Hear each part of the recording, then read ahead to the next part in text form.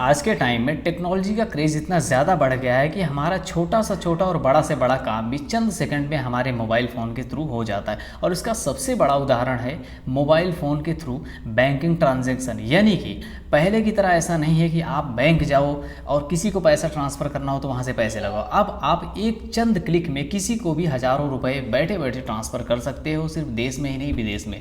लेकिन कहते हैं ना कि जहाँ पर टेक्नोलॉजी है वहाँ पर प्रॉब्लम्स तो होंगी, और प्रॉब्लम्स होंगी तो उसका सॉल्यूशन भी होगा।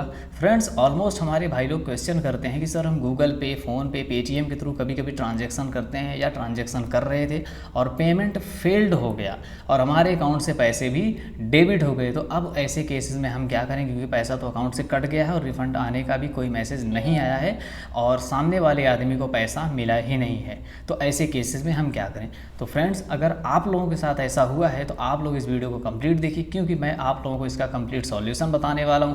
और मैं आप लोगों से एक वादा करता हूं कि आप लोगों का एक रुपया भी कहीं आपके बैंक अकाउंट से बाहर नहीं जाएगा, या तो जिसको आपने ट्रांसफ़र किया है उसको कुछ टाइम में मिल जाएगा, और अगर उसे नहीं मिलता है तो वो पैसा 101% आपके अकाउंट में वापस लौट करके आएगा। ये मेरा दावा है। बस आप वीडियो को स्किप मत कीजिएगा, नहीं तो आप तो लोगों तक रॉन्ग इन्फॉर्मेशन चली जाएगी। वीडियो आपको कंप्लीट देखना है, पेशेंस रखना है। तो चलिए हम लोग इसके टॉपिक पर बात करते हैं और इसका ऑथेंटिक सॉल्यूशन ढूंढते हैं।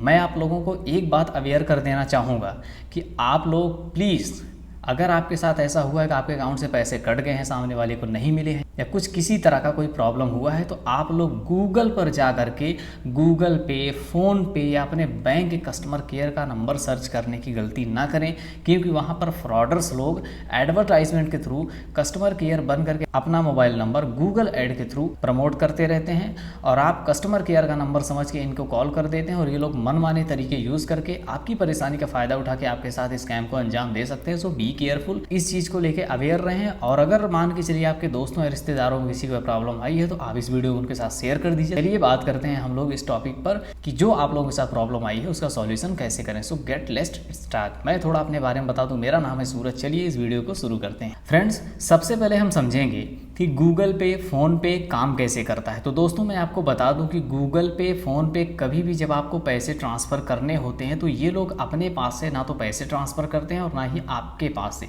आपका पैसा जो ट्रांसफ़र होता है वो आपके बैंक अकाउंट से होता है। ये लोग तो सिर्फ एक मीडियम होते हैं आपके बैंक अकाउंट से पैसे ट्रांसफ़र करने, क्योंकि जब आप गूगल पे और फ़ोन पे पर अपना अकाउंट बनाते हैं तो वहाँ पर आपको आपका बैंक अकाउंट लिंक करने को बोला जाता है, जो कि आपके सिम कार्ड के ज़रिए इसमें डिटेक्ट होता है। जब भी कभी आप अपने बैंक अकाउंट में लगा हुआ नंबर का सिम आप अपने फ़ोन से हटाते हैं तो आपका गूगल पे, फ़ोन पे काम करना बंद कर देता है।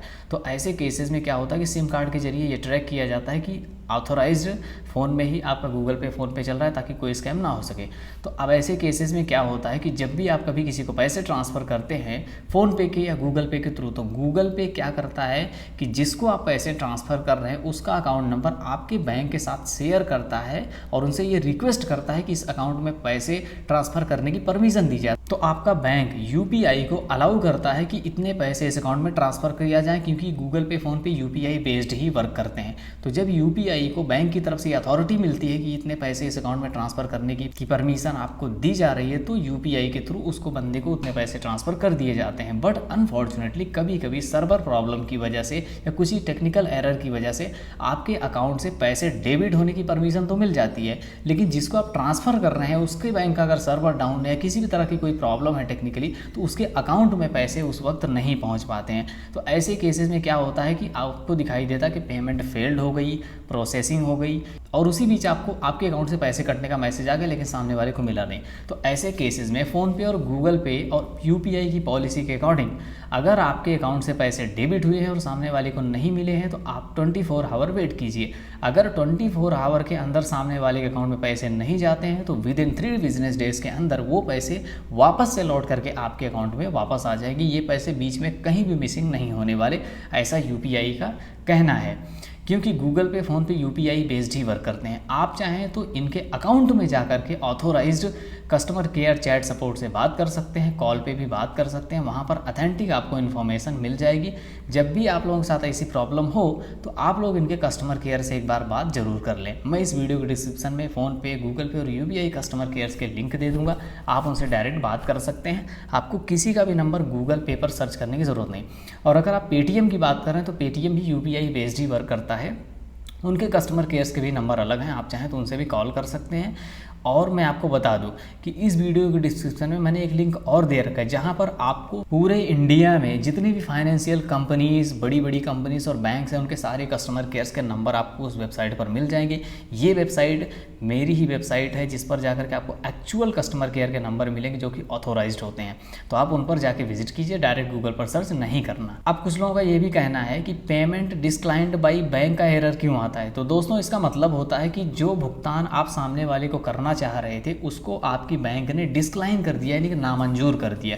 ये कई कारणों से हो सकता है। Number 1, account freeze. अगर मान के चलो आपका बैंक अकाउंट फ्रीज हुआ है, डेबिट फ्रीज लगा है, तो आप किसी भी प्रकार का कोई ट्रांजेक्शन कर ही नहीं सकते। तो ऐसे केसेस में पेमेंट डिस्क्लाइन होना तय है। दूसरा होता है सर्वर एरर। मान के चलिए आप गूगल पे, फोन पे या यूपीआई से किसी को पेमेंट करना चाहते थे, लेकिन उस टाइम आपके बैंक का सर्वर लो है। तो ऐसे केसेस में क्या है कि पेमेंट के डिस्क्लाइन होने के चांसेस बन जाते हैं। नंबर 3, जिसको आप पैसे पेमेंट करना चाहते हो अगर उसके बैंक अकाउंट का सर्वर डाउन है तो ऐसे केसेस में पेमेंट डिस्क्लाइन का होना तय है। नंबर 3, लो इंटरनेट कनेक्शन। कभी कभी क्या होता है, हम ऐसे एरिया में होते हैं जहाँ पर इंटरनेट कनेक्शन बहुत कम होता है, तो वहाँ पर क्या है कि यूपीआई सही से वर्क नहीं कर पाता, जिसकी वजह से बैंक को या तो अप्रूवल नहीं मिल पाता है या किसी टेक्निकल एरर की वजह से पेमेंट डिस्क्लाइन हो जाता है। नंबर 5 आता है यूपीआई, यानी कि जो गूगल पे, फ़ोन पे आप यूज़ कर रहे हैं उनका ही अगर कुछ टेक्निकल एरर होगा तो ऐसे केस में भी पेमेंट डिस्क्लाइन हो जाते हैं। तो ये कुछ इंपॉर्टेंट रीज़न थे जिनकी वजह से आपके पेमेंट डिस्क्लाइन होते हैं। ऐसे केसेस में आप अपने बैंक से बात कर सकते हैं। अगर बैंक की प्रॉब्लम होगी तो वो लोग फिक्स करेंगे, और अगर गूगल पे की प्रॉब्लम होगी तो उनसे भी बात करें, वो भी फिक्स करेंगे। सो आई होप पेमेंट से रिलेटेड आप लोगों को सारी जानकारी मिल गई होगी। आई होप कि आप लोगों को वीडियो पसंद आए। अगर वीडियो पसंद आए तो प्लीज़ लाइक, कमेंट, शेयर बिल्कुल कीजिएगा। साथ ही साथ चैनल को सब्सक्राइब करके बेल आइकन जरूर प्रेस कर लेना ताकि इस तरह की वीडियो आपको हमेशा मिलती रहे। चलिए फिर मिलूंगा किसी और वीडियो के साथ, तब तक के लिए जय हिंद, वंदे मातरम।